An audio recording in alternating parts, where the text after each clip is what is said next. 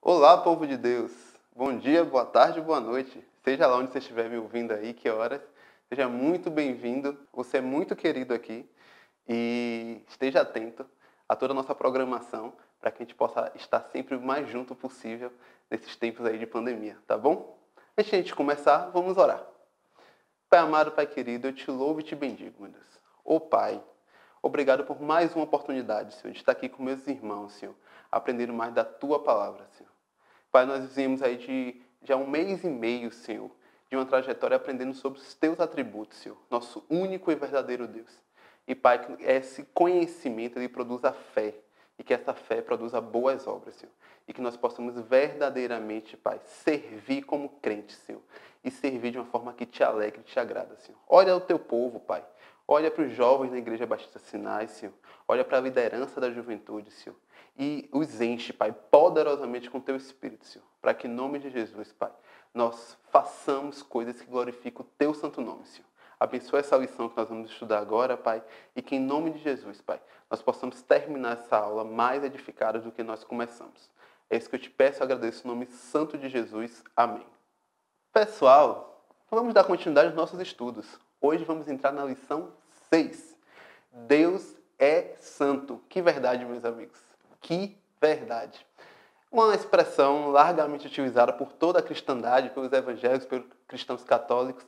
Deus é santo. Deus é verdadeiro, Deus é puro, Deus é poderoso. Mas acho que a expressão que mais vem às nossas mentes é a santidade de Deus. Meus amigos, vamos estudar um pouquinho hoje. A santidade de Deus é algo muito grande. Acho que a gente poderia ficar um semestre estudando só sobre a santidade de Deus. Mas a gente vai, nessa lição aqui, a gente vai estudar um pouquinho deste atributo. E sempre buscando investigar como ele impacta na nossa vida, tá bom? Seguindo aqui o nosso slide. Primeiro, o que significa santo? Santo, né, vem de uma palavra grega, que eu não sei se estou pronunciando corretamente, mas seria kadosh, que significa separado, colocado à parte, ou separado do uso comum, ou seja, algo separado para um uso especial. Deus, ele é separado e transcendente, atenção a essa palavra aqui, sobre a sua criação. E ele é separado e também transcendente sobre a corrupção de sua criação. E nós vamos falar dessas instâncias aqui separadas, a criação em si e a criação corrompida, certinho? Seguindo aqui, veja o seguinte. Como Criador, Deus está sobre toda a sua criação e é totalmente distinto de cada ser criado. Essa aqui é uma verdade muito importante em nossas vidas. Independente do seu esplendor, todos os outros seres na terra ou no céu são meras criaturas. Somente Deus é Deus, separado, transcendente e humanamente inacessível. Deus é incomparável. Vamos falar isso aqui com muito cuidado e muita atenção. Primeiramente, essa distinção entre o Criador e a criatura. Isso é uma distinção até comum no nosso dia a dia. Nós, seres humanos, inteligentes como fomos criados, uns mais inteligentes, outros jeitos, mas todos inteligentes sem exceção. Nós criamos outras coisas. Isso aqui que está acontecendo agora, uma câmera me filmando, um computador aqui na minha mesa, a transmissão, são criações humanas, logicamente, permitidas pela potência que o Senhor nos deu, né, de criar, mas são criações humanas. Mas eu não me confundo com o computador. Eu não me confundo com essa banqueta, eu não me confundo com a câmera. Nós somos coisas distintas. Eu fui criada por Deus, portanto, criatura. A câmera foi criada pelo homem, também uma criatura. Mas eu não me confundo com Deus, como a câmera não se confunde comigo. É importante que a gente tenha essa noção, que a gente veja isso, visualize isso acontecendo no nosso dia a dia. Porque esses pequenos conceitos que são claros, simples para a gente, eles podem verdadeiramente confundir aqui quando a gente vem estudar a Bíblia e podem confundir mais, na verdade, quando a gente está discutindo com algumas pessoas que não têm essa compreensão que nós temos do nosso Deus. Eu vou voltar isso daqui a pouquinho. Mas seguindo aqui o que a gente está lendo, independente do seu esplendor, não importa quão bonito, quão belo, quão destacado, quão diferente seja uma criatura que nós temos aqui na Terra, ou nos céus, ou no universo, ou no multiverso, como você quiser, tudo foi criado por esse Deus. Então nós temos um Deus poderoso. Nós vimos na última aula, lembra a semana passada? Um Deus onisciente, um Deus onipresente, um Deus onipotente. Esse Deus, cheio desses atributos, cheio desse poder, ele criou todas as coisas.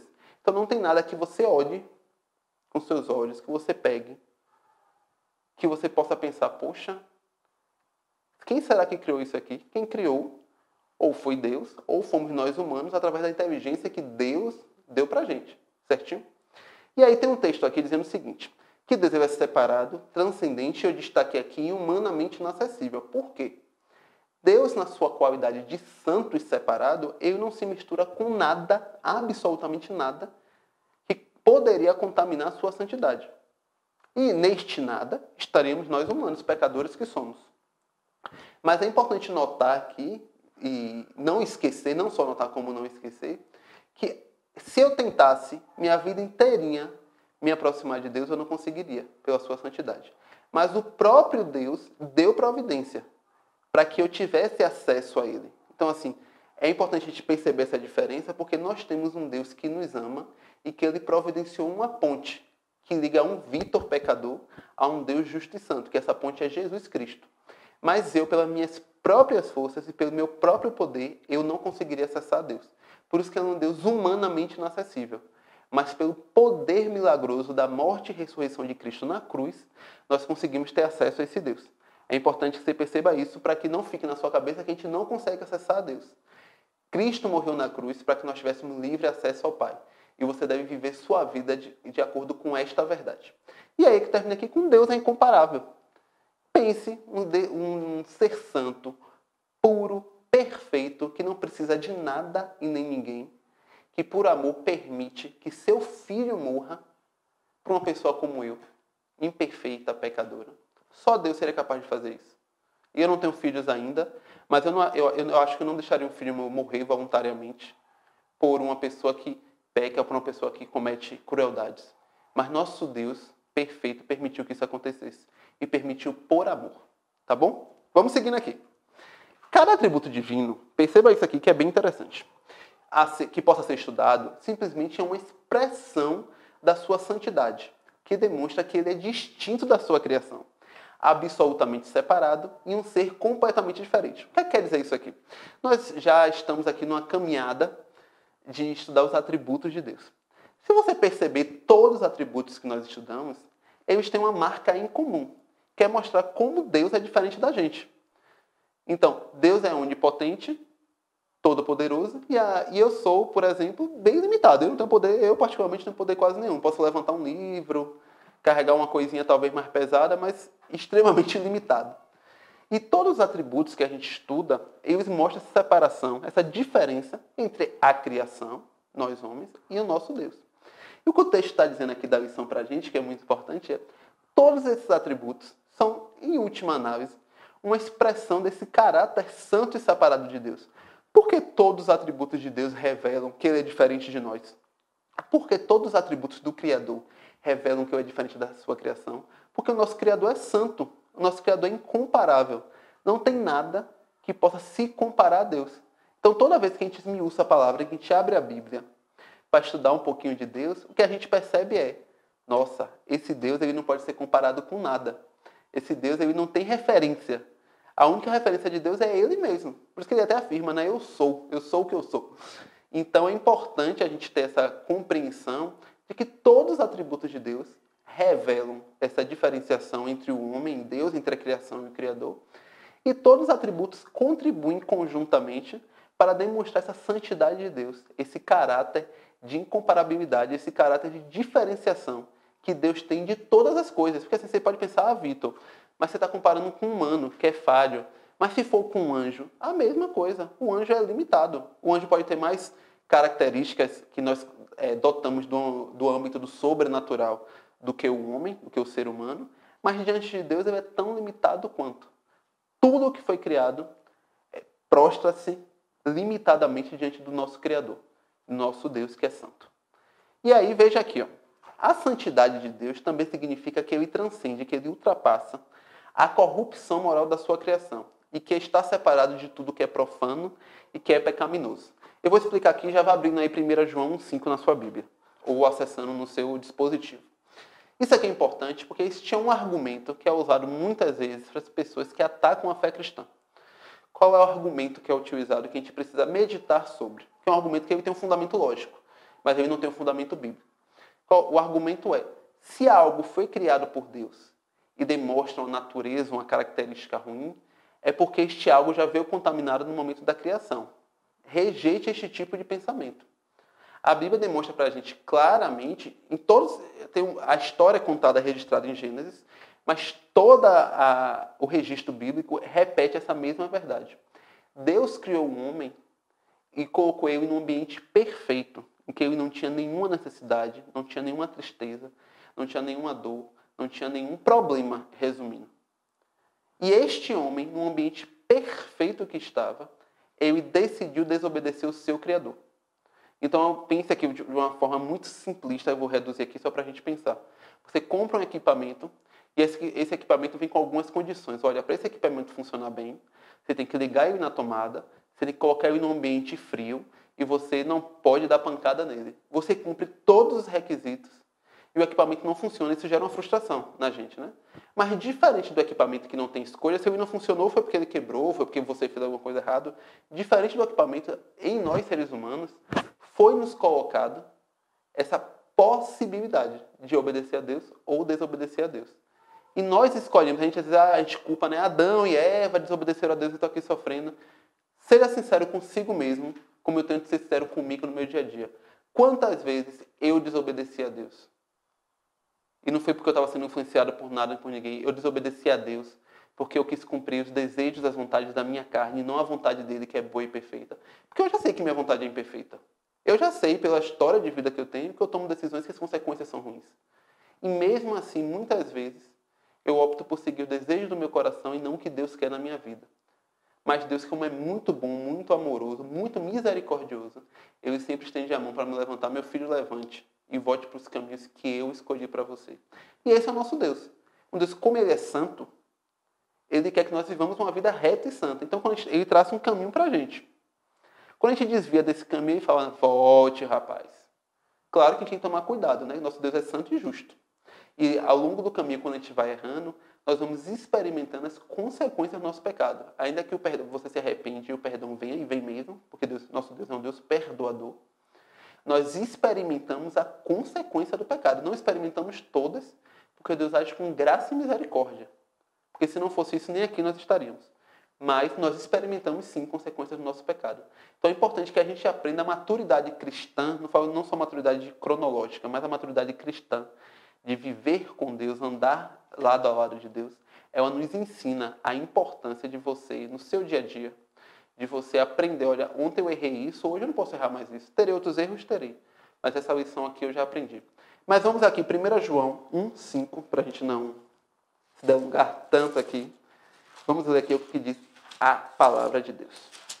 Na minha versão está escrito assim, abriu a sua aí?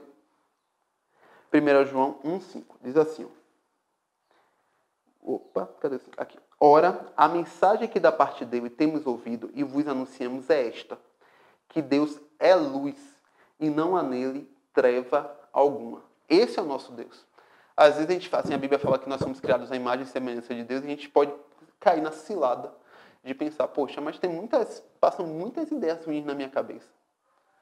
Mas essas ideias ruins, elas são fruto da condição que nós vivemos hoje em dia. De um mundo que jaz no maligno, de uma carne que milita contra o nosso espírito. Mas lembre da promessa, viveremos um dia no céu, livre de todas essas coisas, com um Deus santo e perfeito, um lugar que Ele criou para os seus filhos. Certinho? Mas lembre-se disso, Deus é santo e nele não há treva alguma. Às vezes é bom destacar isso, porque às vezes coisas acontecem em nossa vida e nós interpretamos como um mal de Deus. Poxa, Deus permitiu que esse mal acontecesse na minha vida. Nós precisamos pensar que, primeiro, não há trevas na mente de Deus, não há maldade na mente de Deus. E o que Deus permite que aconteça na nossa vida é para o nosso crescimento.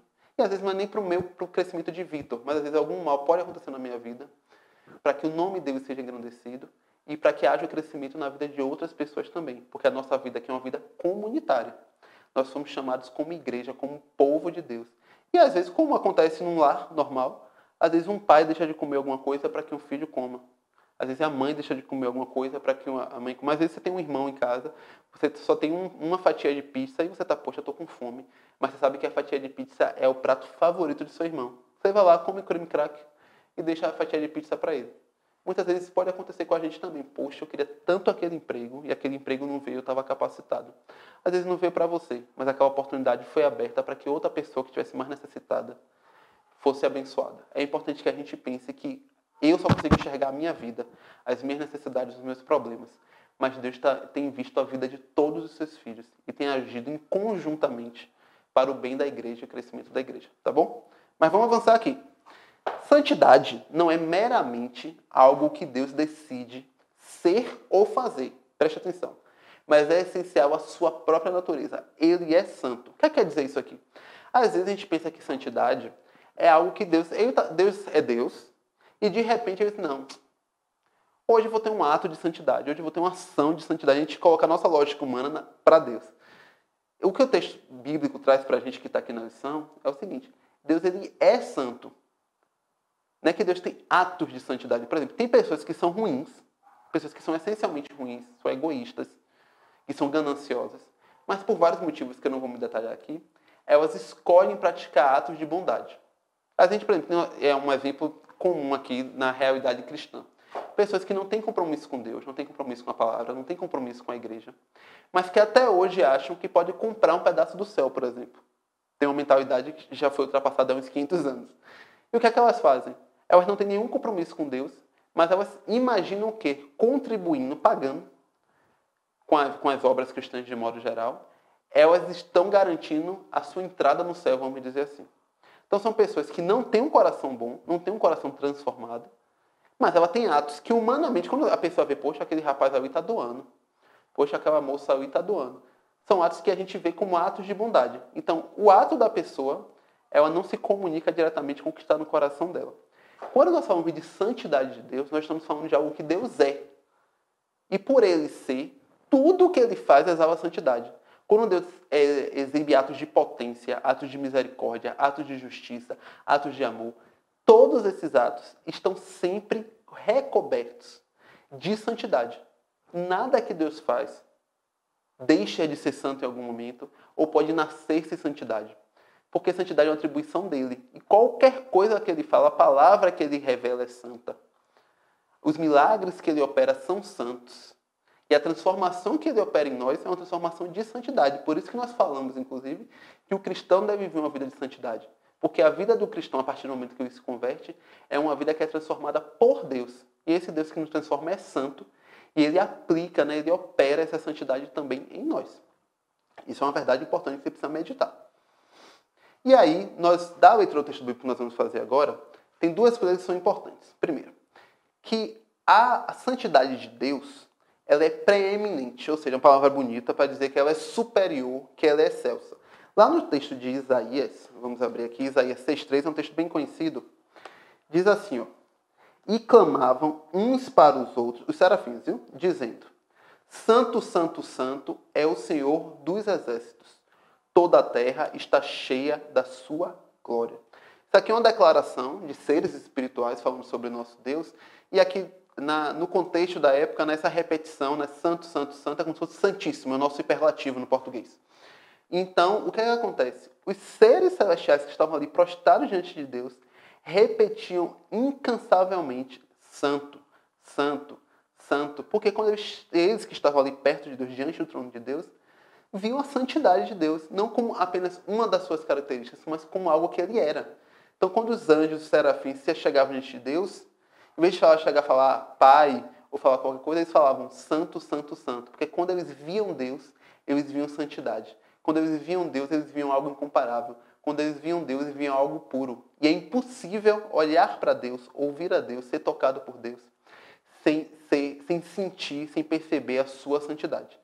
É importante que a gente perceba isso. E aí, lá no texto de Êxodo 15:11, o que está escrito para a gente?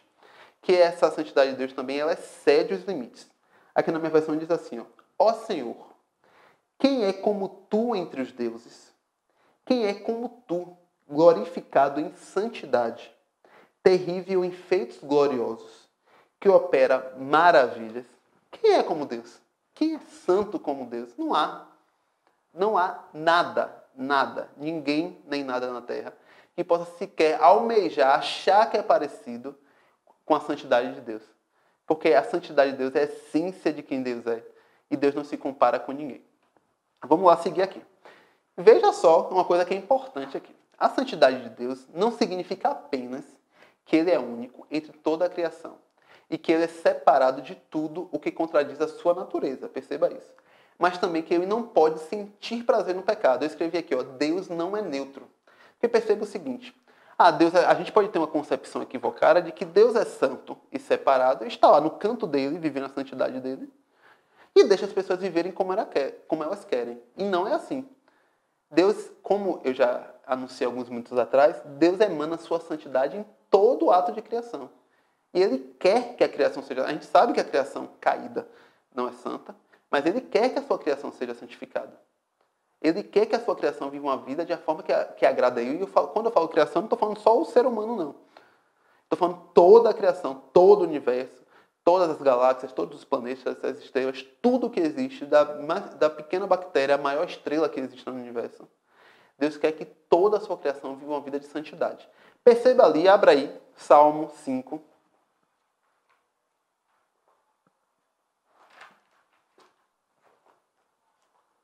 Abriu? Quem abriu, diga amém aí, por favor. Quem abriu, digita amém aí no chat.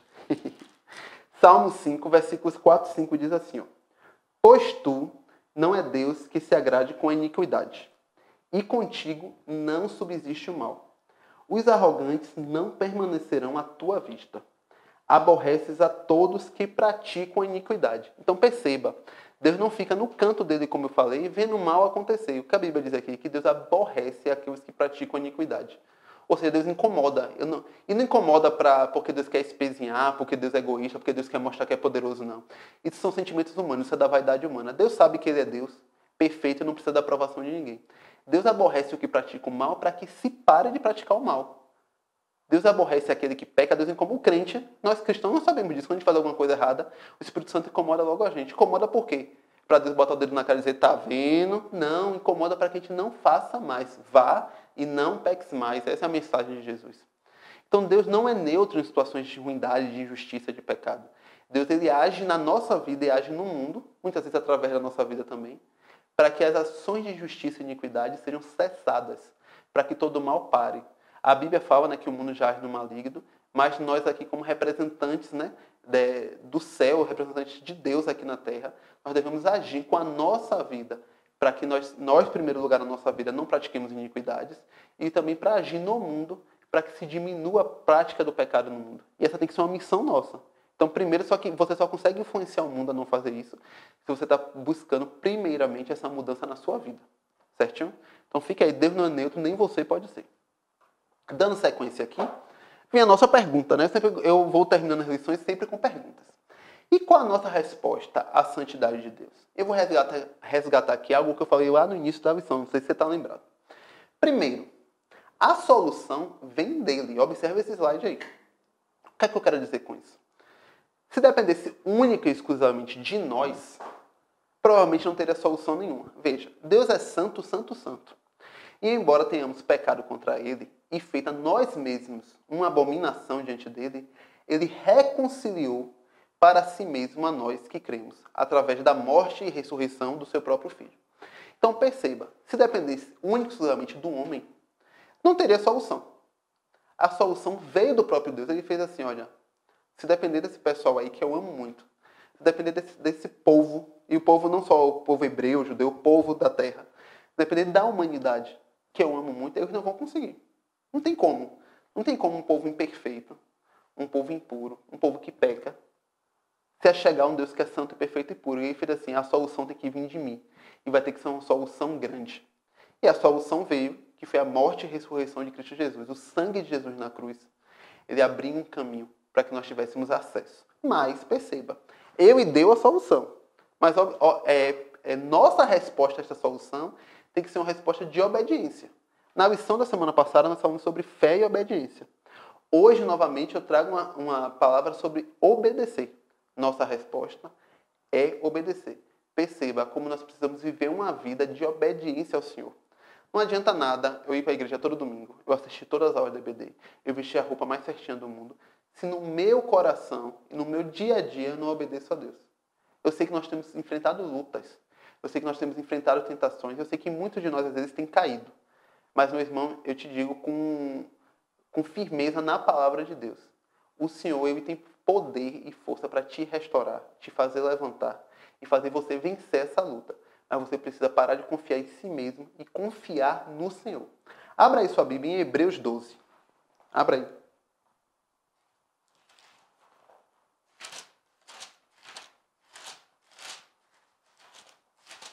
Abriu? Estou abrindo a minha aqui. Hebreus 12, de 5 a 11. Vamos ler esse texto aqui, juntos.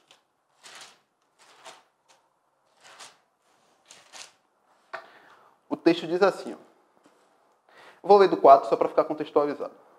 Ora, na vossa luta contra o pecado, ainda não tendes resistido até o sangue. E estáis esquecidos da exortação que, como a filhos, discorre convosco. Filho meu, não menospreze a correção que vem do Senhor, nem desmaieis quando por eles é reprovado. Porque o Senhor corrige a quem ama, e açoita todo filho a quem recebe. É para a disciplina que perseverais. Deus vos trata como filhos. Pois que filho há que o pai não corrige? Mas se estáis sem correção, de todos se tem tornado participantes. Logo sois bastardos e não filhos. Além disso, tínhamos os nossos pais, segundo a carne, que nos corrigiam e respeitávamos. Não havemos de estar em muito maior submissão ao Pai espiritual e então viveremos? Pois eles nos corrigiam por pouco tempo, segundo melhor lhes parecia. Deus, porém, nos disciplina para aproveitamento, a fim de sermos participantes da sua santidade. Toda disciplina com efeito, no momento, não parece ser motivo de alegria, mas de tristeza. Ao depois, entretanto, produz fruto pacífico, aos que têm sido por ela exercitados, fruto de justiça. Então perceba, meus irmãos, Deus nos corrige para que nós participemos da sua santidade. Deus que é santo, que é puro, que é perfeito, Ele nos corrige de forma tal para que a gente, adequando os nossos maus caminhos ao bom caminho que Ele preparou para nós possamos tomar parte da sua santidade. A gente não se confunde com Ele, a gente não se torna igual a Deus, mas o que Deus faz com a gente como tudo que Ele faz emana essa santidade que Ele é, essa santidade que Ele exibe em si mesmo. Ele quer também que nós participemos disso. E por isso que nós não podemos abrir mão da obediência. Obedecer é o caminho da santidade. Nosso Deus é santo. Nosso Deus imprime essa santidade no seu povo, em cada um de nós, e essa santidade ela se revela com obediência. Então não é uma obediência cega, é uma obediência refletida. E refletida onde? Refletida na palavra. Então, para finalizar aqui, é esse Deus que é santo, puro e perfeito. Ele quer tratar nossos corações, para que a gente, conhecendo a Ele, a gente possa verdadeiramente viver uma vida que agrada a Ele. E esse é o nosso propósito aqui, glorificar a Deus. Tá bom? Vamos orar para a gente encerrar. Pai amado, Pai querido, eu te louvo, meu Deus. Pai, muitíssimo obrigado, Senhor, por essa oportunidade de ouvir da Tua santidade, Senhor. Eu te peço que, primeiramente, o Senhor ministre o meu coração, Senhor, para que eu possa compreender essa verdade espiritual. E te peço também que o Senhor ministre o coração dos meus irmãos que estão ouvindo essa aula, Pai. Que, em nome de Jesus, Senhor, cobre as minhas imperfeições, cobre as minhas falhas, Senhor, e através do poder operado pelo Teu Santo Espírito, Senhor, que eles possam ouvir em cada mente, em cada coração, a Tua verdade, Senhor. A Tua verdade liberta, Pai. A Tua verdade quebra cadeias. A Tua verdade, ela fortalece o crente para que ele possa viver uma vida santa, justa. Pai, eu sei que o Senhor não abandonou nenhum dos Teus filhos, e eu te peço com convicção e com fervor. Olha para cada crente necessitado agora, Pai, e derrama a Tua santidade que é poderosa, Pai. A Tua santidade que quebra todas as coisas que não prestam, Senhor.